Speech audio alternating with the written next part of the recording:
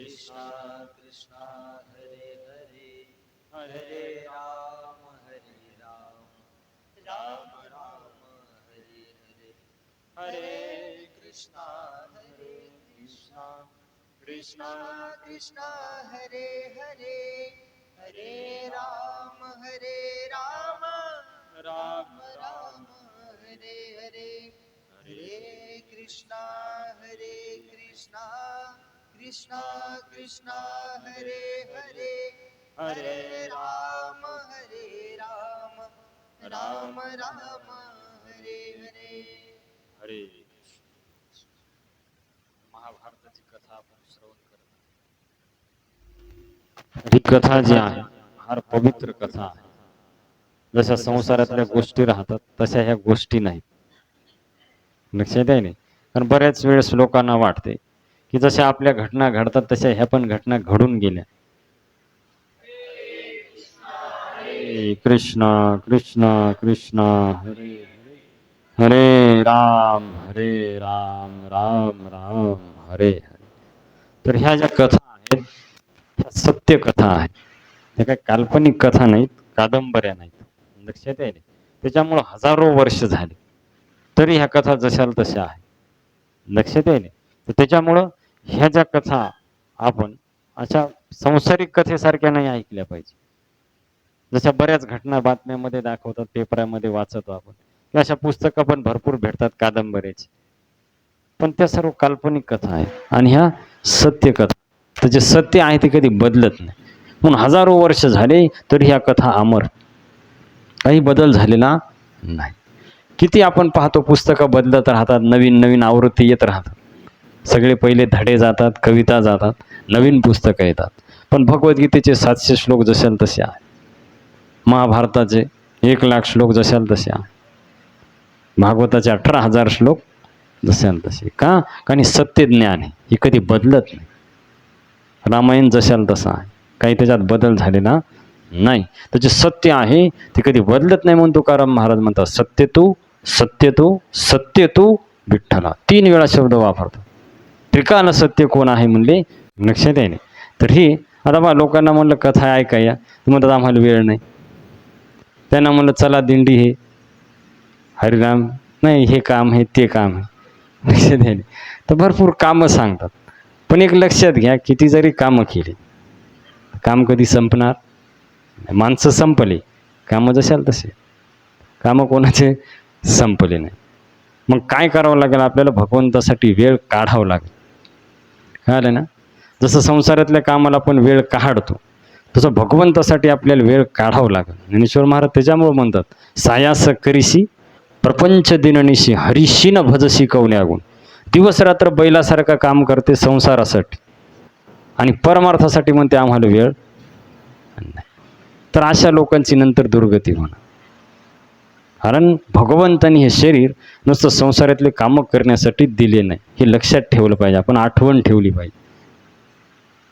हे शरीर भगवंतानी कशासाठी दिले? स्पष्ट तुकाराम महाराजाचा अभंग लक्षात घ्या. देवे दिला देह भजना गोमट. तर भजन कीर्तन करून या संसार चक्रातून मुक्त होण्यासाठी शरीर आपल्याला प्रदान केले. पण आपण काय केलं की त्या शरीराचा दुरुपयोग केला. संत एकनाथ महाराज म्हणतात मने नरदेह किमर्थ निर्मिला, तो मी विषय स्वार्थी लाविला, रीता परमार्थ हातीचा गेला, करी वाहिला विचारा. तर शरीर निर्माण केलं भगवंताच्या प्राप्तीसाठी, भजन करण्यासाठी, कथा ऐकण्यासाठी, वृंदावन पंढरपूरची यात्रा करण्यासाठी. आणि आपण ते दिलं सोडून आणि दिवस रात्र संसाराच्या कामामध्ये मग्न झालो. याचा परिणाम काय होणार? जिच्यासाठी दिले ते काम आपण केलं नाही. ज्या गोष्टीसाठी जे दिले ते काम जर झालं नाही तर ती गोष्ट वाया गेली आपण म्हणतो. तसंच जर आपण भक्ती नाही केली, भजन नाही केलं, ते आपलं मनुष्य शरीर वाया जाणार. सांगतो तुम्हासी भजारे विठ्ठला, नाही तरी गेला जन्म वाया. तर व्यर्थ जाईल आपला जन्म. लक्षात आहे. तर त्याच्यामुळं भगवंतासाठी आपण वेळ काढायला पाहिजे, नाहीतर फार आपली दुर्गती होणार. आता मौजमजा करून घ्या. अभंग काय तुकाराम महाराज पहा, इंद्रियाचे कोड येथे वाटे गोड, पुढे आहे अवघड यमदंड. इथं मजा वाटायली, कंदुरी खायला, पार्ट्या करायला, पण पुढं आहे त्रास. लक्षात यायले, हरविन जन्म नरकची पैजाना, यमाचा पाहुणा प्राणी भोग. भयंकर नरक यातना नंतर भोगावं लागते. हे शास्त्र त्याच्यासाठीच लिहिलेत. हे काय नुसत्या कथा ऐकून जाण्यासाठी नाही. हे कशासाठी लिहिले की सावध व्हा. फार जीवन आता नष्ट झाले, आता तरी पुढे हाच उपदेश, नका करू नाश आयुष्याचा. तर सावध व्हा आणि भजन करा, नाहीतर फार पुढं काय होणार आहे, दुर्गती होणार आहे. लक्षात आहे. हे आपल्याला आता कळत नाही, कितीही सांगा, पाया पडून सांगायले तुकाराम महाराजासारखे संत. लक्षात आहे तरी आपल्या लक्षात येईल. पण मग केव्हा लक्षात येईल, कळो येईल अंतकाळी, प्राण प्रयाणाची वेळी, राहते निराळी रांडा पोरे सकळ. तर त्यावेळेस मग वेळ निघून गेलेला असणार. त्यावेळेस कथा आपण ऐकू शकणार नाही, हरिनाम घेऊ शकणार नाही, तीर्थयात्रा करू शकणार नाही, वेळ ही निघून गेली. तर जोपर्यंत जवळ हे सकळ सिद्ध आहे, हात चालावया पाय, तव तू आपले सोहित पाय, तीर्थयात्रा जाय चुकू नको. जवळ हातपाय चालायलेत, कानं जवळ ऐकायलेत, तवर काय करायला पाहिजे, कथा ऐकून घ्यायला पाहिजेत. जवळ तोंड बोलायले तोपर्यंत हरिनाम घ्यायला पाहिजे. जवळ पाय चालायलेत तवर तीर्थयात्रा करून घ्यायला पाहिजे. नाहीतर मग इच्छा असली तरी करता येणार नाही. आता किती आज आता म्हणतात बाबा की परवाजी आमची लय इच्छा आहे महादेवाच्या दिंडीला, पण पाय टोंगळे दुखायले. जेव्हा जायचं तेव्हा ढेकळं फोडे, नंतर करता येणार नाही. जोपर्यंत आहे सगळं व्यवस्थित तोवर भजन करू. कारण कधी कोणता दिवस कसा येईल शरीराचा काय भरोसा, नाशिवंत देह जाणार सकळ, आयुष्य खातो काळ सावधान. तर हे आपण लक्षात घेतले पाहिजे. जेव्हा कथा आपण ऐकतो तर नुसती कथा ऐकून मनोरंजन नाही करायचं, तर परिवर्तन पण झालं पाहिजे. नाही तर किती कथा ऐकल्यात आतापर्यंत आपण, माणसं आहेत तसेच. परिवर्तन काहीतरी झालं पाहिजे ना. परिवर्तन महत्वाचं. औषध घ्यायलेत पण रोगच जाईन. का जाईन, कारण औषध बरोबर आपण घेईन. लक्षात यायले. तर कथा ज्यावेळेस आपण ऐकतो तर परिवर्तन पण झालं पाहिजे, हृदयामध्ये परिवर्तन झालं पाहिजे. कथा जेव्हा आत जाते तर आपलं हृदय शुद्ध करते. कळलं का, काम क्रोध लोभ हे विकार कमी होतात, भगवंताप्रती प्रेम आपल्या हृदयामध्ये वाढते. हा कथेचा काय आहे, प्रभाव आहे. त्यामुळे ध्यानपूर्वक आपण कथा ऐकायला पाहिजे आणि जीवनात आणण्याचा प्रयत्न करायला पाहिजे. पूर्ण तर येणं शक्य नाही, पण जेवढं आपल्याला शक्य आहे, जेवढं आपल्याला समजलं तेवढं करायला पाहिजे. आणि वेळ काढून भगवंताचं भजन करायला पाहिजे. नाही तर आपलं त्या रेशमाच्या किड्यासारखं होणार. भागवतामध्ये उदाहरण येते, तर रेशमाचा किडा काय करते, घर तयार करते आणि एवढं सुंदर घर तयार करते, पण रस्ताच ठेवत नाही. काय होते मग, तडफडून मरते. हवा जायला जागाच नाही, आत मरते. त्याला कोणी मारत नाही, त्याचा तोच मरते. पूर्ण पॅक घर करते, हवा बंद डबा तयार करते आणि मरते. तर मग आपली तशीच परिस्थिती व्हायची. आपण आला येताना एकटे आलो, एकटे होते तर म्हणले बाबा आम्हाला खेळण्यामध्ये गेले 12 वर्ष, बालपुनीचे गेले वर्षे 12. परत म्हणले भजन करा, म्हणले आम्हाला शाळा आहे. मग शाळा झाली, म्हणलं आता भजन करा, म्हणले आता लग्न झाले. परत भजन करा, म्हणजे आता लेकरं सांभाळायचे. पुन्हा लेकरायचं शिक्षण, पुन्हा लेकरायचे लेकरं. गेली जिंदगी, भजनाला टाईमच नाही. त्याच्यामुळे म्हणलेले जिंदगी जब तक रहेगी फुर्सत न होगी काम से, कुछ समय ऐसा निकालो प्रेम कर लो श्रीराम से. तर वेळ आपल्याला काढावं लागेल भगवंत, नंतर पश्चाताप करून काही फायदा. आता जर भजन केलं तर पुढं आनंद आहे, आता जर मजा केली तर पुढं दंड आहे. लक्षात आहे. तर आपल्या हातात आहे आपल्याला काय करायचं. आता जर आपण भजन भक्ती केली, तपस्या केली, तर पुढचं जीवन आपलं आनंदमय आहे. ज्ञानदेवा ध्यानी रामकृष्ण मनी, त्याने वैकुंठ भुवनी घर केली. आणि इथं जर आता मौज मजा करत राहिलो, संसारचं खाणं पिणं झोपणं लेकरं बाळ, तर काय होईल, पुढं भयंकर नरक यातना. मारिती तोडिती झोडिती निष्ठुर, यमाचे किंकर बहुसा. हे काही कल्पना नाही, हे सत्य आहे. लक्षात आहे ना. आत्मा मरत नाही, आत्मा दुसऱ्या शरीरामध्ये जाते. आत्मा नाशिवान. सगळे शास्त्राचं हे सार आहे, आत्मा कधी मरत नाही, आत्मा शाश्वत आहे. तर नंतर या आत्म्याला त्रास भोगावं लागते. लक्षात येईल. देह करी जे जे काही आत्मा भोगितो नंतर, जैसे ज्याचे कर्म तैसे फळ देतो ईश्वर. त्यामुळे कर्म आपले व्यवस्थित केले पाहिजे. लक्षात आले की दुसऱ्याला आपल्याकडून त्रास नाही झाला पाहिजे. हे कधी शक्य होते? जेव्हा आपण भजन करतो. पण भजन केल्यानं हृदय शुद्ध होते. आणि जेव्हा व्यक्तीचं हृदय शुद्ध होते तर कोणाला तो त्रास देत नाही. सर्व दोष त्याचे नष्ट होतात. त्याच्यामुळं भजन करणं फार आवश्यक आहे. सर्वाचं सार आहे भगवंताचं भजन करायला पाहिजे. कलियुगी उद्धार हरीच्या नामे. हरे कृष्णा कृष्णा कृष्णा हरे हरे, हरे राम राम राम हरे हरे. तर महाभारताची कथा आपण श्रवण करायलो. तर काल आपण पाहिलं की जन्मेजयाने प्रश्न विचारला होता कोणाला? वैशंपायन ऋषी, की भारतवंश नाव का पडलं? तर जन्मेजयाने कथा सांगितली कोणाची? दुष्यंत आणि शकुंतलाची. की दुष्यंताचा मुलगा होता कोण? भरत. त्याच्यामुळे नाव पडलं भारतवंश. त्याच्यानंतर पुढं त्यांनी कथा सांगितली की याच वंशामध्ये जो आहे ययाती नावाचा राजा आला. लक्षात आहे. आणि याच्यापासूनच यदुवंश पुढं झाला. आणि याच्याच मुलापासून पुरुवंश पुढं वाढला. भागवतामध्ये विस्तारपूर्वक कथा आहे यदुवंशाची. लक्षात आहे. तर ती कथा याच्यामध्ये पण आहे महाभारतामध्ये. कारण हे याच्याशी कनेक्टेड आहे. पुरुवंशमध्ये कौरव पांडव उत्पन्न झाले आणि यदुवंशामध्ये यादव उत्पन्न झाले. ते दोन्ही मुलं कोणाचे होते? ययाती महाराजाचे. तेव्हा आता ययातीची कथा सांगतात वैशंपायन ऋषी कोणाला? जन्मेजयाला यज्ञाच्या वेळेस. तर ध्यान देऊन ऐका आता. तर त्यावेळेस असुरांचा राजा होता वृषपर्वा नावाचा. तर वृषपर्वा राजा होता आणि त्याला शर्मिष्ठा नावाची एक सुंदर मुलगी होती. आणि शुक्राचार्याची मुलगी काल आपण पाहिलं तिचं नाव काय होतं? देवयानी.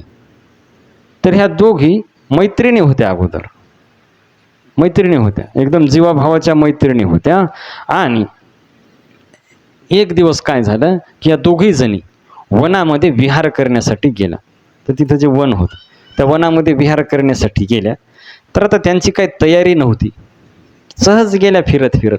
पण तिथं फार सुंदर पाणी दिसलं, उन्हाळ्याचे दिवस होते. तर यांना वाटलं स्नान करावं, शर्मिष्ठाला आणि देवयानीला. लक्षात आली? देवयानी शुक्राचार्याची मुलगी आणि शर्मिष्ठा असुरांचा जो राजा होता वृषपर्वा त्याची मुलगी. तर तिथं गेल्या आणि तिथं गेल्याच्या नंतर काय झालं की सर्व ते बाकी मैत्रिणी पण होत्या यांच्या. कारण ही शर्मिष्ठा राजकुमारी होती. तर मैत्रिणी होत्या. तर या सर्वजणी मग तिथं आता कपडे तर नेले नाही आणि स्नान तर करायचे. आता स्नान केल्यावर कपडे वळले होणार, नंतर काय घालायचे? मग यांनी काय केलं? म्हणलं आता जंगलात कोण पाहिले?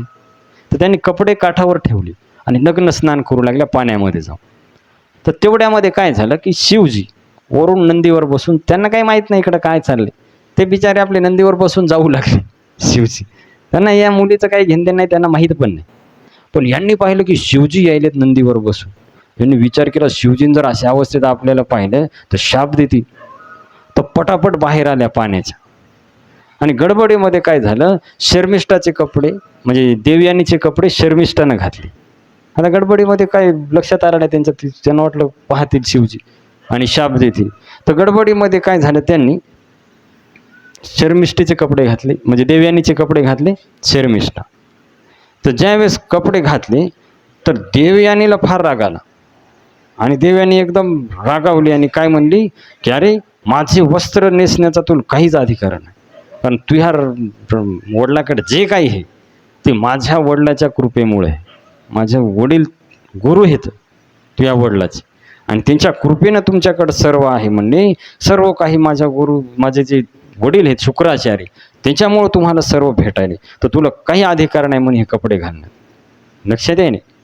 आणि एकदम रागावून बोलली म्हणे की जसं एखाद्या कुत्र्यानं यज्ञाचा भाग घ्यावं तसं माझे कपडे तो घातले, तुला काही अधिकार नाही माझे कपडे घालण्याचा. एकदम रागावून बोलू लागली. आता ती राजकुमारी, लक्षात आहे, ती कौरक शांत राहील, थोडं ऐकून घेतले 2-4 वाक्य, लगेच तयार झाली पदर खोसून. लक्षात आहे. म्हणले अरे भिकारनी, आमच्या दक्षिणेवर जगायलाय तो हवा. लक्षात आले. दक्षिणा ब्राह्मणाला कुठून भेटणार? राजाच्या तिथून.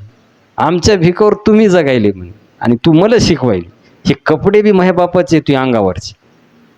तू म्हणाले मये घातलेत, ते तुझ्या जे अंगावर घातले ते पण मयेच आहेत. लक्षात येईल.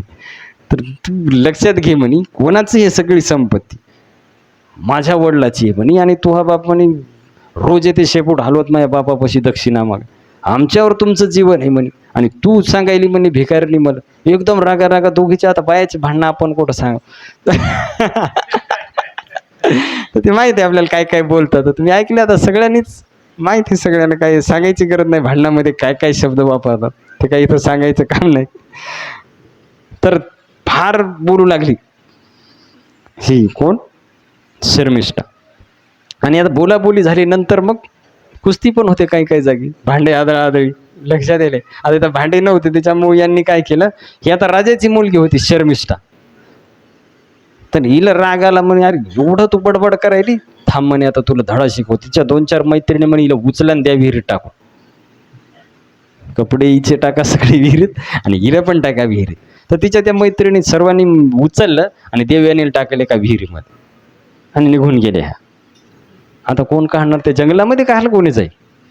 पूर्ण ती बरं झालं विहीर कोरडी होती, नाही तर मिली असती तेव्हाच. लक्षात आहे. तर ती पडली विहिरीमध्ये आणि ह्या सगळं जरी निघून गेल्या राज्यामध्ये. आता काय झालं, इकडं देवयानी घरी आलीच नाही, बराच वेळ झाला. आणि तेवढ्यामध्ये पाहता भगवंताची जी योजना राहते तिच्यानुसार कार्य होतात. तर ययाती महाराज त्याच टायमामध्ये वनामध्ये आले होते भ्रमण करण्यासाठी, आणि त्यांना तहान लागली. उन्हाळ्याचे दिवस असल्यामुळं तहान लागली, तर ते एखादी विहीर शोधू लागले सापडते का कुठं. आणि मग ययाती महाराज आले आणि पाहिलं तिथं, तर त्या विहिरीमध्ये पाणी तर दिसलं नाही, पण ही देवयानी नग्न अवस्थेत, कपडे बी घेऊन गेली शर्मिष्ठ. किती अवघड आहे बा, नग्न अवस्थेमध्ये त्या विहिरीमध्ये पडली ही देवयानी. ते ययाती महाराजांनी पाहिलं तर त्यांना फार हे वाटलं, अरे काय ही स्थिती. तर त्यांनी आपलं जे उपरणं आहे वरचं, पहिलं असं राजाच्या अंगावर हे राहते वरून एक शाल, ती टाकली खाली आणि देवयानीला ती नेसून काय केलं, नंतर वर काढलं हाताला धरून. तर ज्यावेळेस हाताला धरून शेवटी अगोदर त्या घोड्याची दोरी सोडली आणि वर काढ, आणि शेवटी हात धरून बाहेर काढ. कोणाला, देवयानी. तर ज्यावेळेस हात धरून बाहेर काढू लागले, तर त्यावेळेस देवयानी काय म्हणते की म्हणले, राजन तुम्ही आता माझा हात पकडलाय तर आता सोडू नका म्हणले. म्हणजे त्याचा अर्थ काय आला की विवाह करा माझ्यासंग. तर त्यावेळेस येते, आता दोघंच आहेत वनामध्ये, किती पवित्र लोक होते पहिले, थोडा विचार करा. नग्न अवस्थेमध्ये दोघं जंगलामध्ये, पण एकदा हात धरला परत त्यांनी स्पर्श केला नाही, दूर जाऊन उभे राहिले. तर म्हणले, पाय तू कोण आहे, काय आहे, तुझा परिचय देणार नाही मी, काय डायरेक्ट होकार देणार नाही, तू कोण आहे अगोदर. तर तिनं सांगितलं, मी दैत्यगुरु शुक्राचार्याची मुलगी दे. तर म्हणे, शक्य नाही, मी विवाह करू शकत नाही, कारण दैत्यगुरु शुक्राचार्य ब्राह्मण आहेत आणि मी क्षत्रिय आहे. तर पहिले आंतरजातीय विवाह नव्हता, ज्याचं त्याचाच होता, ब्राह्मण संघ, क्षत्रिय संघ. तर म्हणे मी असा विवाह करू शकत नाही. तर त्यावेळेस देवयानीने ती कथा सांगितली जी काल आपण पाहिली, ना कच आणि देवयानीची कथा आपण. तर म्हणले, राजन तुमचं बरोबर आहे, पण मला कचानी शाप दिलेला आहे की माझा विवाह ब्राह्मणासंग होणार नाही, क्षत्रिय संघ होणार, त्याच्यामुळे तुम्ही माझा काय करा, स्वीकार करा. तर त्यावेळेस तरी ययाती महाराज काय म्हणले, तू म्हणायली तर ठीक आहे, पण जेव्हा तुझे वडील परवानगी देतील तेव्हा मी विवाह कर, असा मी विवाह करणार नाही. म्हणजे तुझ्या वडिलांना अगोदर विचार, त्याच्यानंतर ते जेव्हा माझ्याकडे येतील तेव्हा मी विवाह करेन. आणि मग ययाती महाराजांनी रथामध्ये बसवलं देवयानीला आणि तिथंच नेऊन सोडलं. कुठं, शुक्राचार्य जिथं होते तिथं. आता शुक्राचार्यापाशी नेऊन सोडल्याच्या नंतर ती रडू लागली देवयानी. तर शुक्राचार्य म्हणे, भाऊ का रडायली, काय झालं. तर तिनं सगळी कथा सांगितली. तर एवढा राग आला शुक्राचार्याला, म्हणे आम्हाला भिकारीन समजायली, चल म्हणे आता हिच्या राज्यामध्येच राहायचं नाही, तर आम्हाला काय कुठे बी काही बी प्राप्त होईल म्हणले. लगेच त्यांनी कमंडल उचललं आणि निघले देवयानीला घेऊन. वृषपर्व राजाला कळलं की दैत्यगुरु शुक्राचार्य रागावून निघून चालले. फार दुःखी झाले ते. त्यांना वाटलं गुरु जर गेले तर लगेच देव आक्रमण करणार आणि काय होईल, आपलं राज्य जाईल आणि सगळंच जाईल. पाय पकडले त्यांनी शुक्राचार्याचे, म्हणले की अरे तुम्ही जाऊ नका गुरुदेव, माफ करा म्हणे, चूक झाली आमच्याकडून. तर म्हणे नाही, तू ह्या राज्यामध्ये भिकारीन म्हणाली म्हणे, तू ही मुलगी आम्ही या राज्यामध्ये राहणार. तर असं म्हणल्यावर म्हणले आता काय करावं. तर म्हणे मग काय करावं आम्ही, तुम्ही राहासाल. तर म्हणे माझी काही इच्छा नाही, ही देवयानी जे म्हणाल ते तुला करावं लागेल. तर मग त्यावेळेस तिने हात जोडले राजाने. त्या कसे लोक होते पहिले. म्हणे बाई तुझी काय इच्छा आहे. तर म्हणे माझी एकच इच्छा आहे, माझा विवाह जिथं होईल तिथं ही तुझी मुलगी शर्मिष्ठा दासी म्हणून आली पाहिजे. आता विचार करा, राजकुमार आहे आणि किती द्वेष, दासी म्हणून. आता दासी म्हणजे तिचं जन्मभर विवाह दुसरा संग होणारच नाही आणि जन्मभर काम करत राहावं लागलं राजाच्या घरी. किती मोठी शिक्षा झाली. राजकुमारी हे जी कधी महालाच्या बाहेर बी गेली नाही, फार मोठा दंड. पण त्यावेळेस शर्मिष्ठा म्हणली ठीक आहे, म्हणली काही हरकत नाही म्हणे. सर्व राज्याचं जर संकट दूर होत असेल तर मी एकटी पहा कसे लोक होते, त्रास भोगायला तयार आहे.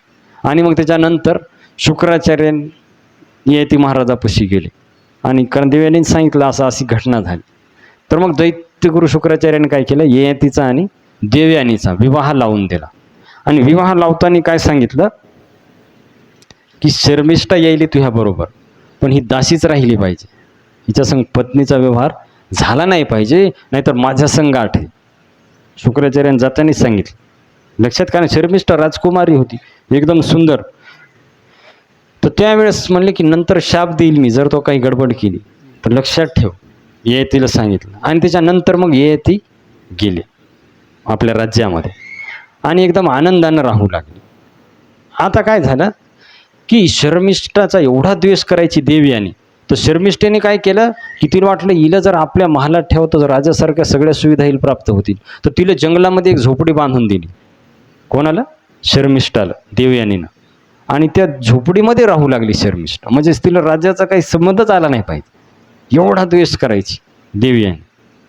आता एक दिवस राजा फिरत फिरत जंगलामध्ये गेले आणि शर्मिष्ठेस भेट झाली त्यांची. तर तिनं पाय पकडले ययाती महाराजाचे. लक्षात आहे रे. आता इकडं त्या दिवसात काय झालं, देवयानीला 2 पुत्र प्राप्त झाले, यदू आणि तुर्वसु. हे पण आता हे इतिहास चाललाय, कशा प्रकारे यदुवंश चालू झाला, कशा प्रकारे पूर्ववंश चालू झाला, हे एकदम मुळातून कथा चालू आहे महाभारतामध्ये, कशा प्रकारे विस्तार झाला. तर देवयानीला 2 पुत्र प्राप्त झाले, यदू आणि तुर्वसु. तर शर्मिष्ठाला कळालं की 2 पुत्र, तर तिची पण इच्छा झाली मला पण काय प्राप्त हो, पुत्र प्राप्त हो. तर ज्यावेळेस ययाती महाराज गेले एक दिवस, तर त्यांनी पाय पकडले. म्हणजे महाराज आता माझं तर दुसरं कोणी पती होऊ शकत नाही, मी तुमची दासी, तर माझी इच्छा आहे की मला पण पुत्र प्राप्त हो. तर तुम्ही ते काय करा, शास्त्राला अनुकूल समजून तुम्ही इच्छा पूर्ण करा. तर त्यावेळेस सांगितलं होतं की दासीचे पती कोण असते, ते राजा जिथं गेल्या तिथं, दुसरं कोण आहे त्या दासी. तर मग त्यावेळेस काय झालं, ययाती महाराजांनी 3 पुत्र प्रदान केले. कोणाला? शर्मिष्ठा. लक्षात आहे रे. तर 2 होते कोणाचे? देवयानीचे, यदू आणि तुर्वसु. आणि शर्मिष्ठाला झाले 3, अनु, द्रुहु आणि सर्वात छोटा पुरु. या पुरुपासूनच पुरुवंश पुढं कौरव पांडवाचा वंश चालू झाला. असे 3 मुलं झाले आणि माधवा नावाची एक मुलगी पण झाली. कोणाला? शर्मिष्ठाला. आता एक दिवस हे लेकरं 3 राजाच्या मागं आले. कुठं? महालामध्ये. त्याला वाटलं आपला बापच आहे, त्यांना काय माहिती तर काय झालेलं आहे इतिहास. ते गेले खेळत खेळत. आता चेहरा एकदम ययाती महाराज सारखा. तर त्या देवयानीनं बोलवलं जवळ. म्हणे बाळा तुम्ही कोण आहेत? तुमचे वडील. म्हणे आमचंच घर आहे. कोण आहेत म्हणजे? आमचाच बाप आहे म्हणे.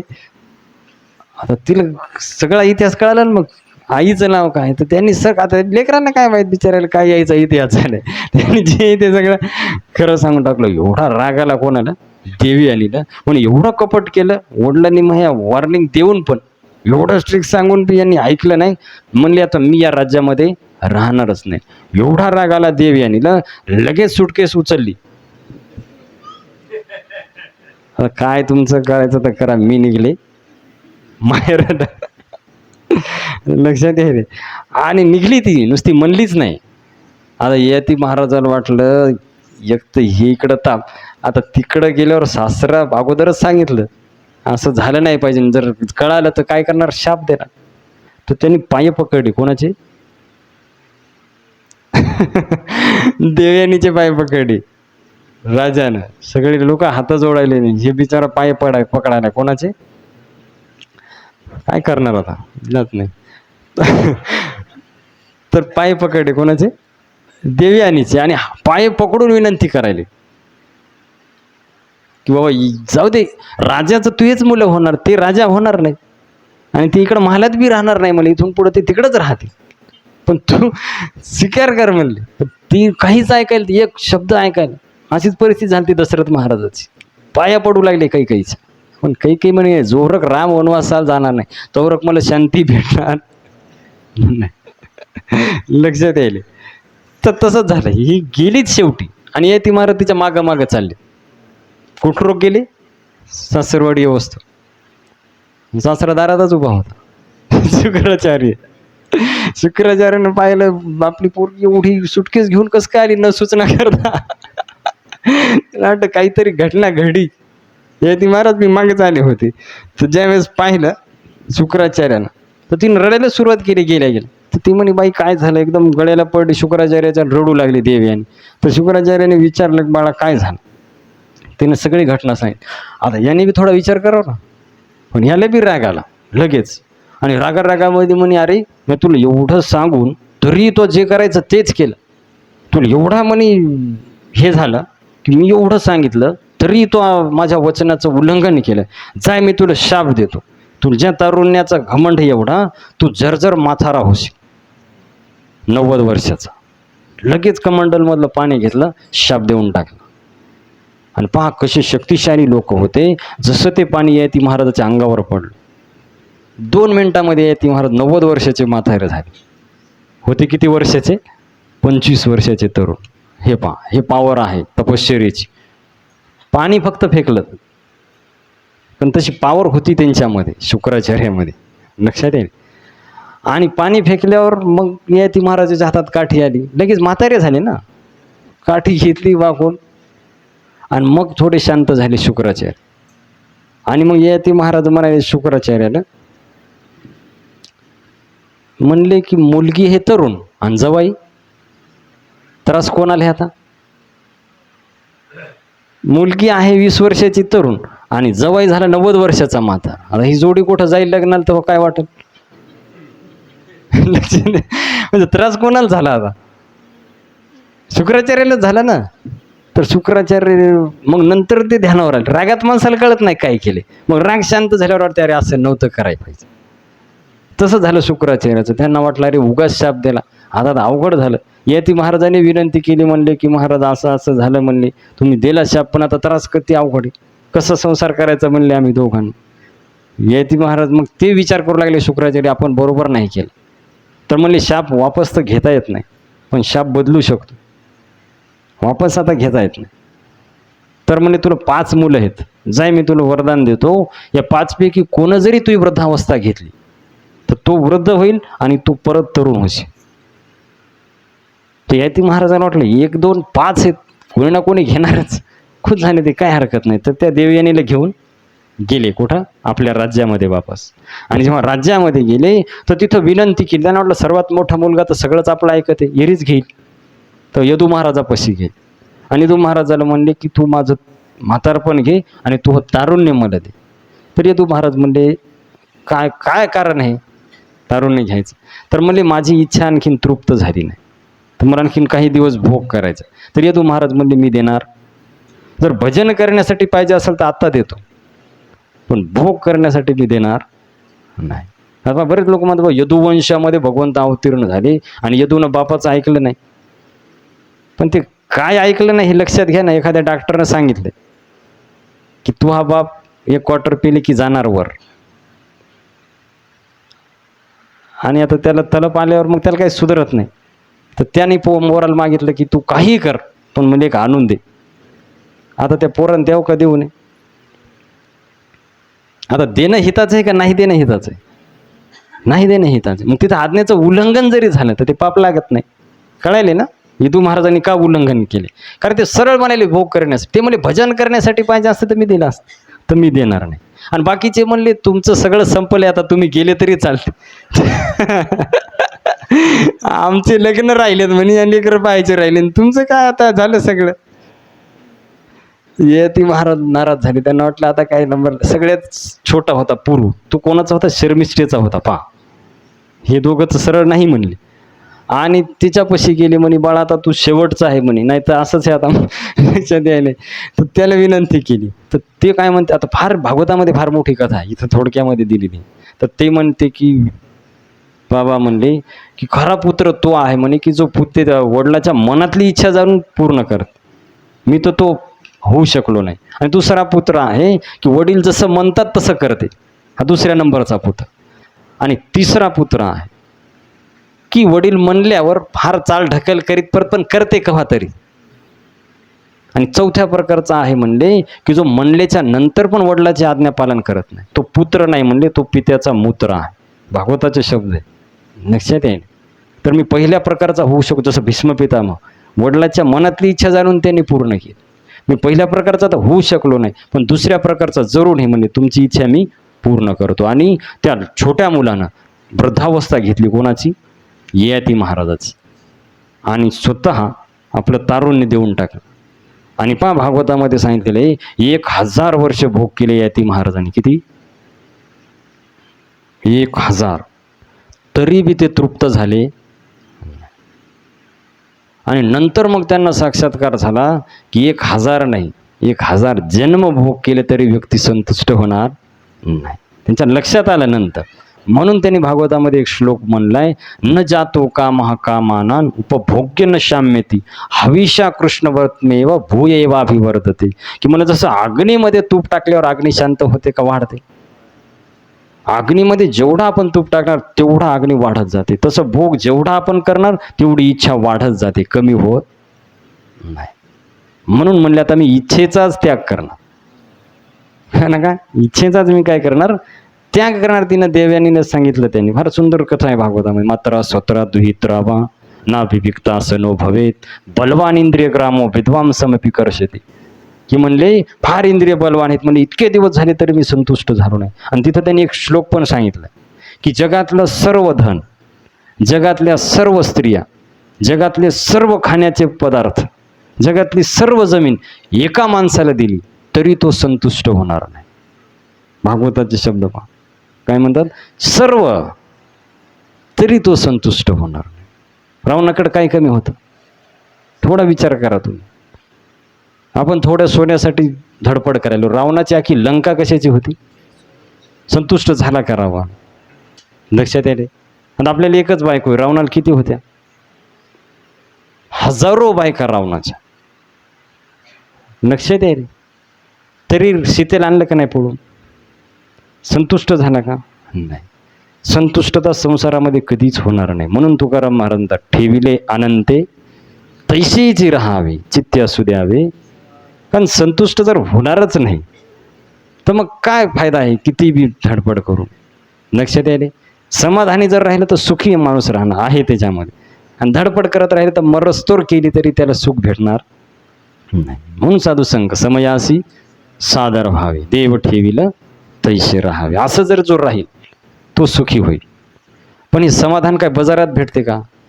आता म्हणतात बुवा, प्रवचनात बी सांगतात, कीर्तनातही सांगतात, कथेतही सांगतात माणसानं समाधानी राहावं. पण समाधान काय बाजारात भेटते का? केव्हा भेटेल समाधान? तुकाराम महाराजाला विचारा. सदा नाम घोष करू हरी कथा तिने सदा चित्ता समाधान. जेव्हा आपण हरिनाम घेऊ, भगवंताची कथा ऐकू, तेव्हा व्यक्ती समाधानी राहते आहे. त्याच्यामध्ये धडपड त्याची बंद होते. म्हणून सांगितले जाते कथा ऐका, हरिनाम घ्या. ज्ञानदेवा रम्य रमले समाधान हरीचे चिंतन सर्व काळ. जेव्हा आपण हरिनाम घेऊ, कथा ऐकू, तेव्हा आपण समाधानी होऊ. हरे कृष्णा कृष्णा हरे हरे हरे राम राम राम. तेव्हा आपण समाधानी होऊ. असं किती हे झालं तर समाधानी होणार. म्हणून भजन करणारे संतुष्ट राहतात. आणि ज्यांचं भजन नाही, कितीही पैसे त्यांना द्या, कधी समाधानी नाही. किती घरं बांधा, इथं फ्लॅट घे, तिथं फ्लॅट घे, इकडं हे कर, तरी समाधान नाही. भक्त आहे त्याच्यामध्ये खुश राहतो. कारण त्यांना माहिती आहे खरं समाधान नाम तुझे घेता देवा होई समाधान. लक्षात येईल. तो व्यक्ती काय होते?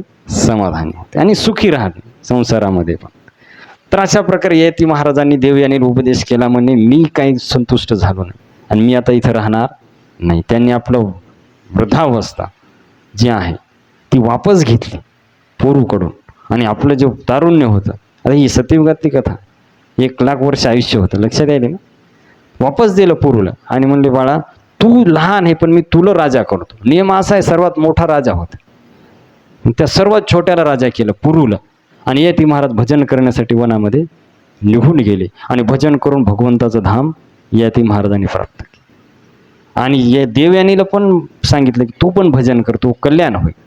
आणि देवयानीने बी भजन केलं, तिनं पण भगवंताचं धाम काय केलं, प्राप्त केलं. तर असे राज्य होते पहिले, संसार पण करायचे आणि शेवटी भगवंताचं पण प्राप्ती करायची. म्हणून त्यांचे नाव कुठे आहेत, भागवतामध्ये. आपले नाव फक्त लग्नाच्या पत्रिकेवर, बाकी कुठं दिसतच नाही. आहे तर कुठं, कारण ते संसाराच्या बाहेरच नाही घेत. का भजन नाही, भक्ती नाही, कथा नाही, तर कशाला नाव येतील. मरकर भी अमर नाम है उस जीव का जग में. पण कोणत्या, प्रभू प्रेम में बलिदान जो जीवन किया, की जो भगवंताच्या प्रेमामध्ये जीवन अर्पण करते त्याचं नाव अमर होते. कोणाचे नाव घ्यायला लोक रिकामे नाही. लक्षात आहे, जगाच्या कल्याणा संतांच्या विभूती देह कष्टविती परोपकार. जे दुसऱ्याच्या कल्याणासाठी कार्य करते त्याचं नाव अमर हो. संसारासाठी किती जगले कोणी, हायतवरक लोक वावा करतात, गेल्याच्या नंतर मोकळे होतात तेरवी करून. लक्षात आहे, नंतर कोणी रिकामं नाही. पण साधू संत करोडो वर्ष झाले, ध्रुव महाराज, प्रल्हाद महाराज, आज पण अमर आहेत, अंबरीश महाराज. तर अशा प्रकारे मग या ययाती महाराजाचा वंश पुढं चालू राहिला. लक्षात यायले, याच ययातीचे पुत्र पुरू, त्याच्यापासून पुरुवंश झाला. आणि याच ययाती महाराजाचे पुत्र यदू, यदूपासून यादव, आणि ज्या वंशामध्ये साक्षात भगवान श्रीकृष्ण काय झाले, प्रकट झाले. आता पुढं यांच्या पिढीतल्या 48 राजाचे नाव आहेत, तर मी नुसते वाचतो. कुठून सुरू व्हायले, भगवान विष्णूपासून तर जन्मेजयापर्यंत सर्व राजाचे नाव आहे. याचा पुत्र ते, त्याचा पुत्र आहे, फक्त ऐका आता. कथा काही प्रत्येकाची सांगितलेली नाही, फक्त नावच सांगितले. तर ध्यानपूर्वक ऐका आता, कारण तिथपर्यंत सांगायचंय. कारण प्रश्न विचारला होता जन्मेजयानं कोणाला, वैशंपायन ऋषी, की माझ्या वंशामध्ये कोण कोण राजे झाले ते सांगा. तर त्या प्रश्नाचं उत्तर द्यायला आता, तर ध्यानपूर्वक ऐका आता. की वैशंपायन ऋषी सांगायले जन्मेजयाला की नारायण भगवान क्षीरसागरामध्ये शयन करतात, त्यांच्या नाभीतून कमळ उगवलं नारायणाच्या, जयाची नाभी जन्मचतुरानना. तर तिथं ब्रह्मदेवाचा जन्म झाला. आणि ब्रह्मदेवापासून दक्ष प्रजापती, दक्ष प्रजापतीची कन्या आदिती, आदितीचा पुत्र विवस्वान म्हणजे सूर्यदेव. लक्षात आहे, सूर्यापासून मनु, लक्षात आहे, वैवस्वत मनु, श्राद्धदेव मनु. त्याच्यापासून पुरू नावाचा राजा, लक्षात आहे, पुरुरवा, आपण कथा ऐकली ना, पुरुरवा उर्वशी. त्याच्यापासून आयु, आयुपासून नहुष. तर हाच नहुष राजा. त्याच्या विस्तारपूर्वक कथा आहेत दुसऱ्या भागवतामध्ये, दुसऱ्या ग्रंथामध्ये, पण इथं फक्त नावं दिलेली आहे. त्या नहुषचा मुलगा ययाती, ज्याची कथा आपण आत्ता पाहिली, लक्षात आहे. आणि हाच जवळ होता कोणाचा, शुक्राचार्याचा, देवयानीचा पती झाला. तर ययातीपासून पुरू, आणि याचाच पुत्र झाला जन्मेजय. हा दुसरा जन्मेजय, 2 झाले या पूर्ववंशामध्ये जन्मेजय. त्याच्यापासून प्रतिध्वान, प्रतिध्वानपासून शर्याती, शर्यापासून अहयाती, त्याच्यापासून जयतसेन, जयतसेनापासून विचिनवान, विचिनवानापासून महाक्रमकर्मी महाभीम जन्मला. त्याच्यापासून प्राचीन धनवा, प्राचीन धनवापासून आयुन, आयुनपासून अक्रोधन, अक्रोधनपासून देवातिथी, त्याच्यापासून रिच, रिचापासून रिक्ष, त्याच्यापासून मतिनार, नंतर तुष्यंत, इलिन, त्याचा पुत्र दुष्यंत. आपण कथा पाहिली का, दुष्यंत आणि शकुंतल याच वंशामध्ये झाले नाही. तर या दुष्यंतचा मुलगा झाला भरत. तर वैशंपायन ऋषी म्हणतात याच भरतामुळं तू या वंशाला भारत वंश म्हटल्या जाते. लक्षात येईल. म्हणून तुम्हाला सर्वाला आताच आपण एक श्लोक म्हणला पहा, यदा यदा हि धर्मश्च ग्लानिर्भवती भारत. अर्जुनाला काय म्हणजे श्रीकृष्ण तिथं भार. परीक्षित महाराजाला पण सुखदेव गोस्वामी भारत शब्द वापरतात. तर या भरताला झाला सुहोत्र नावाचा पुत्र, आणि त्याच्यापासून झाला हस्ती नावाचा पुत्र. तर याच हस्तीनं हस्तिनापुराची काय केली, रचना केली या हस्ती राजानं. त्याला विकट नावाचा पुत्र झाला. विकटचा अजमीड, अजमीडचा संवरण, संवरणपासून कुरु, हा कुरु नावाचा राजा झाला. तर त्याच्यामुळे या वंशाला कुरुवंश म्हणतात. कारण कुरु नावाच्या राजामुळं. त्याचा पुत्र परीक्षित. लक्षात आहे. भीमचा पुत्र शंतनू, त्याच्यानंतर बाल्लिक. हा शंतनूचा भाऊ होता बाल्लिक. शंतनूचा पुत्र देवव्रत. देवव्रत कोण? भीष्म पितामह. लक्षात आहे. आणि शंतनूनं काय केला? सत्यवती संग विवाह केला. तर सत्यवतीपासून त्याला 2 मुलं झाले, चित्रांगद आणि विचित्रवीर्य. पाहिला आता महाभारत, आता नेमकं सुरू व्हायले महाभारत. आणि त्याला एक दासी होती. लक्षात आहे. तर विचित्रवीर्याला 3 पुत्र झाले, धृतराष्ट्र, पंडू आणि दासीपासून झाले विदुरजी. हे वंश आहे पूर्ण. आणि धृतराष्ट्राला 100 मुलं झाले आणि पांडूला 5 मुलं झाली. तर दुर्योधन, दुशिला, दुशासन हे 100 कौरव. लक्षात आहे. आणि 5 पांडव, भीम, अर्जुन, युधिष्ठिर महाराज, नकुल आणि सहदेव. तर हे 5 झाले. आणि द्रौपदीपासून 5 पुत्र झाले. कोणते कोणते? ते 5 पांडव आहेत. प्रतिविंध्य, श्रुतसोम, श्रुतकीर्ती, शतानक आणि श्रुतकर्मा. तर श्रीकृष्णाची बहीण जी होती सुभद्रा, ही अर्जुनाची पत्नी. तर सुभद्रेपासून तिला कोणता पुत्र झाला? अभिमन्यू नावाचा. लक्षात आहे. आणि याच अभिमन्यूचा पुत्र तो हवा परीक्षित. कोणाला कथा कोण सांगायला? लक्षात येईल. वैशंपायन ऋषी जन्मेजयाला कथा सांगायला यज्ञामध्ये. तर तुहा बाप जो आहे त्याच अभिमन्यूचा पुत्र आहे. आणि तू आणि तुझे हे 2 म्हणजे दुसरे 3 भाऊ, हे परीक्षित महाराजाचे 4 पुत्र. आणि म्हणले तुझे हे 2 पुत्र आहेत. पहा डायरेक्ट कथा सांगायला वैशंपायन ऋषी. शतानिक आणि शतकर्ण हे 2 तुझे पुत्र आहेत. आणि या शतकर्णाचा पुत्र आहे सुदंत, हा तुहा नातू आहे. इथपर्यंत कथा सांगितली. कुठून? भगवान नारायणापासून वैशंपायन पूर्ण. पहा ही वंश परंपरा इथपर्यंत सांगितली. तर अशा प्रकारे म्हणले नारायणापासून तर सुदंतापर्यंत 48 पुरुष तुझ्या कुळामध्ये जन्माला. तू 48वा आहे हा तुझा नातू. म्हणजे 48 झाले आत्तापर्यंत या पूर्ववंशामध्ये. लक्षात आहे. तर अशा प्रकारे म्हणले एवढे पुरुष तू ह्याच्यामध्ये जन्माला आलेले आहेत. हरे कृष्णा हरे कृष्णा कृष्णा हरे हरे, हरे राम राम राम हरे हरे. तर आता काय झालं की पहा पृथ्वीवर कसं राहते, कधी देवांचं राज्य, कधी असुरांचं राज्य. तर परशुरामाने काय केलं? सर्व क्षत्रिय मारून टाकले. सगळं व्यवस्थित झालं होतं. पण पुन्हा असुर लोक वाढले आणि पृथ्वी माता त्रस्त झाली. भगवंतापाशी गेली, म्हणले प्रभू तुम्ही अवतार धारण करा, फार त्रास व्हायलाय म्हणले. भगवान राम निघून गेल्याच्या नंतर. लक्षात आहे. आता म्हणले ठीक आहे मी अवतार घेतो, पण बाकीचे देव पण प्रकट व्हा माझ्यासंग, मी एकटा नाही येणार, बाकीचे पण प्रकट व्हा. तर त्यावेळेस मग कोण कोण कोण झालं पहा. तर भगवंताच्या लीलेमधले जे लोक राहतात ते वरचे खाली येतात. ते काही साधारण लोक नसतात जे भगवंतासोबत राहतात. ते साधे लोक नसतात, ते धामातलेच असतात, फक्त लीला करण्यासाठी येतात. आता तुमच्या लक्षात येईल पहा. तर विप्रचित्ती नावाचा राक्षस जो आहे तो जरासंध बनला. कळलं का? आता पुढं हिरण्यकश्यपू जो होता तो शिशुपाल बनला. त्याच्यानंतर संव्लाद, प्रल्हाद महाराजाचा भाऊ, तो शल्य बनला. हे आता महाभारताचे पात्र. त्याच्यानंतर वास्कल नावाचा हे भगदत्त बनला. कालयवन कंस बनला. हे आता हे चालू आहे. बृहस्पती द्रोणाचार्य बनले. कळलं? बृहस्पती जे आहेत ते द्रोणाचार्य बनले. आणि शिव आणि यमाच्या अंशानं अश्वत्थामाचा जन्म झाला. शिव आणि यमराज या दोघांचा मिळून हे अश्वत्थामा. त्याच्यानंतर द्वापार युग शकुनी बनला. सगळी मेन लीला शकुनी. कलियुग दुर्योधन. म्हणून दुर्योधनाला भांडणंच आवडायची. तुम्ही अख्खं महाभारत वाचा, दुर्योधनाला भांडणाशिवाय काही आवडच नाही. कारण ती कलियुगाचं गुण आहे. कलियुग म्हणजे कलह. कलह या शब्दाचा अर्थ होते भांडणं. कलियुगात जास्तीत जास्त काय होतात? थोड्या थोड्या गोष्टीहून डायरेक्ट डोके फोडाफोड. लक्षात येईल. हे भांडणाचं युग आहे कलियुग. आणि दुर्योधन कलियुगाचं प्रतिनिधी आहे, कलियुगाचा अवतार म्हणा. लक्षात येईल. त्याच्यानंतर कौरव जे आहे हे पुलस्त ऋषीचे वंशातले राक्षस होते. कौरव कोण होते? पुलस्त ऋषीचे.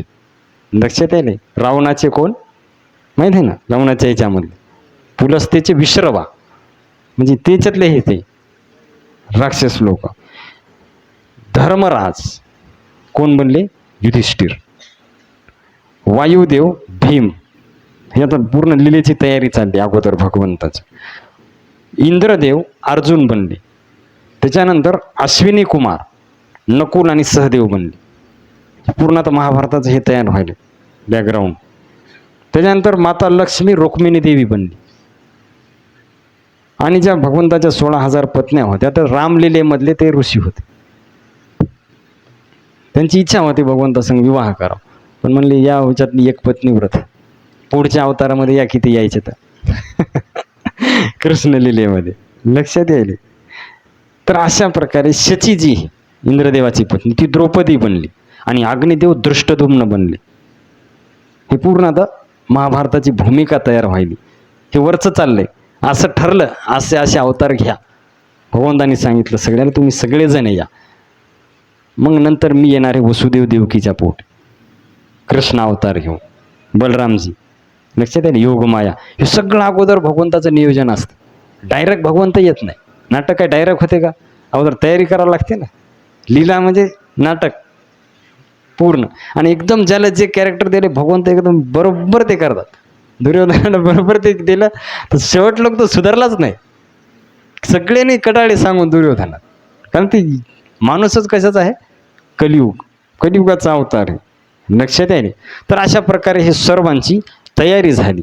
आणि मग काय झालं की याच्यामध्ये स्वर्गामध्ये एकदा घटना काय घडली की गंगामय्या आणि महाभीष नावाचा देव. आता इथून सुरुवात व्हायली पहा महाभारतात. आता ध्यानपूर्वक आहे का? थोडी आपण कथा पाहू 5 मिनिट, नंतर विश्राम करू कथेला. तर स्वर्गामध्ये काय लीला झाली की महाभीष नावाचा एक इक्ष्वाकुकुळातला राजा होता. तर त्यानं भरपूर यज्ञ केले होते. त्याच्यामुळं त्याला स्वर्गलोक प्राप्त झाला आणि स्वर्गलोकामध्ये गेला. तर स्वर्गामध्ये त्याची गंगा मातेसंग ओळख झाली. गंगा. लक्षात येते? गंगामय्या. आणि मग काय झाले, एक दिवस स्वर्गामध्ये बसले होते तर तेवढ्यामध्ये हवा आली आणि गंगा मातेचे वस्त्र थोडे उडाले. आता असं सांगितलं शास्त्रामध्ये की ती ज्यावेळेस निर्वस्त्र असते किंवा पुरुष नाही तर त्याच्याकडे पाहून नजर दुसरीकडे केली पाहिजे. बाकी सर्व देवांनी नजरा खाली झुकवल्या आणि हा महाभीष नावाचा देव पाहू लागला कोणाकडं? गंगेकडं. लक्षात येईल? आणि हे पाहिलं ब्रह्मदेवाने. तर ब्रह्मदेवाने विचार केला देव असून तू असं असुरासारखं आचरण करायला. आणि गंगा पण पाहिली कोणाकडं? त्या महाभीषकडं. तर त्यावेळेस म्हणले अरे तू देवी असून असं करायली. जा म्हणले मी तुम्हाला शाप देतो, तुम्ही दोघं पण मृत्यू लोकाला जन्म घेसा. तर तो महाभीष नावाचा देव शंतनू राजा बनला. आता महाभारत चालू झाला आता. तर तो महाभीष कोण बनला? देव शंतनू नावाचा राजा. लक्षात यायले? आणि मग गंगेनं फार वाईट वाटलं. तर गंगेनं विचार केला बाबा पण ठीक आहे आता काय हरकत नाही, शाप दिला तर खाली जावंच लागलं. आणि तोपर्यंत इकडे घटना काय झाली, अष्टवसू जे आहेत 8 वसू स्वर्गामध्ये, त्यांनी वसिष्ठ ऋषीची कामधेनू गाय चोरून नेली आणि आपल्या आश्रमात नेऊन बांधून ठेवली. लक्षात आहे. तर वसिष्ठ ऋषी आले, पाहिलं गाय नाही, गाय कुठं गेली आपली कामधेनू. तर त्यावेळेस त्यांना कळालं की अष्टवसूंनी बांधून त्यांच्या आश्रमामध्ये ठेवली. तर वसिष्ठ ऋषीला फार राग आला आणि वसिष्ठ ऋषीने शाप दिला. म्हणले अरे काय तुम्ही काम माणसासारखे करायले म्हणे, जा म्हणे मी तुम्हाला शाप देतो, तुम्ही माणसाच्या याच्यात जन्म घेसाल पृथ्वीवर. अष्टवसू 8. लक्षात आहे. तर त्यावेळेस ते म्हणले की अरे फार अवघड झालं म्हणे, आता किती दिवस पृथ्वीवर राहावं लागेल काय माहीत. लक्षात आहे. तर ते गंगामयाकडे गेले म्हणे माते असं असं झाले तर तू आमच्यावर कृपा कर. म्हणे मलाही शाप भेटलाय मी जाणार आहे. हे सगळं नियोजनबद्ध चालले. लक्षात येईल. मला शाप भेटले म्हणले मी बी जाणार आहे, पण म्हणे आमच्यावर एवढी कृपा करा आम्हाला लवकर वापस पाठव. गंगेने जे मुलं पाण्यात सोड, हे बाहेरचं लोक पाहतात, आत पाहत नाही जाऊन ती लीला काय झाली.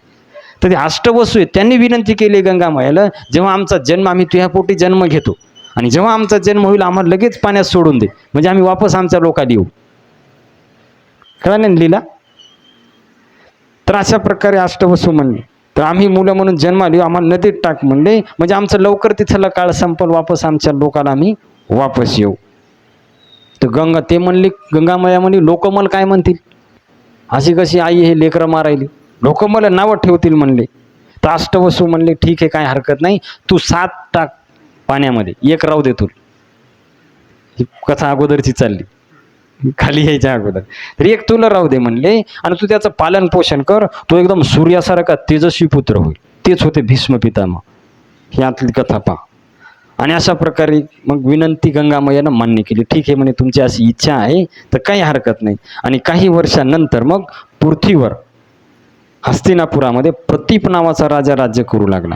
तो एकदा शिकारीला गेला आणि एका झाडाखाली गंगेच्या काठावर थांबला. तर त्यावेळेस गंगामया मनुष्य रूपामध्ये आली, लक्षात आहे ना, आणि ती प्रकट झाली, एकदम सुंदर दिसू लागली, आणि ती राजाजवळ गेली आणि राजाला म्हणे की माझा संग काय करा, विवाह करा. तर राजा म्हणला की गंगे, तू माझी पत्नी होऊ शकत नाही, कारण मी 1 पत्नीवर धारण केलेली, मी दुसरी पत्नी स्वीकार करत नाही म्हणले. तू लक्ष्मीसारखी सुंदर आहे म्हणे, पण मी स्वीकार नाही करू शकत.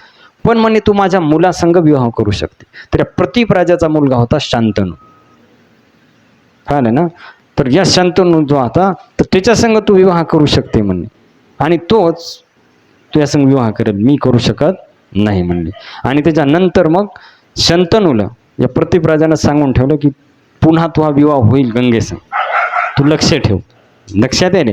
आणि अशा प्रकारे मग शंतनूला माहीत होतं की आपण स्वर्गातले कोण आहे, महाभीष नावाचा देव आहे, शाप भेटलेला होता. तर एक दिवस हा शंतनू गंगा नदीच्या काठावर गेला आणि तर फिरू लागला. तेवढ्यात गंगामाया एका स्त्रीच्या रूपात प्रकट झाली, आणि तिचं ते सुंदर रूप पाहून आकर्षित झाले शंतनू महाराज, लक्षात आहे रे. तर शंतनू महाराजांनी ज्यावेळेस पाहिलं, आणि गंगामाया पण आकर्षित झाली, कारण पूर्वीचंच आहे ना. तर त्याच्यानंतर मग यांनी विचार केला, ठीक आहे म्हणले की मला काय कर, माझ्या संग तू विवाह कर. पण गंगामायाने एक आड घातली, मी काही जरी केलं तर मला अडवायचं नाही, नाही तर मी निघून जाणार. आता किती अवघड आठ आहे, मी काही जरी केलं तर मला अडवायचं नाही. पण एवढी सुंदर होती गंगामाया की शंतनूने ती आठ मान्य केली. त्याला वाटलं जे व्हायचं ते होईल पुढं, आता विवाह तर होईल, पुढं पाहू, लक्षात येणे. तर त्याच्यानंतर दोघांचा विवाह झाला, आणि दोघं सुखानं संसार करू लागले. तर त्यांचा संसार होऊ द्या.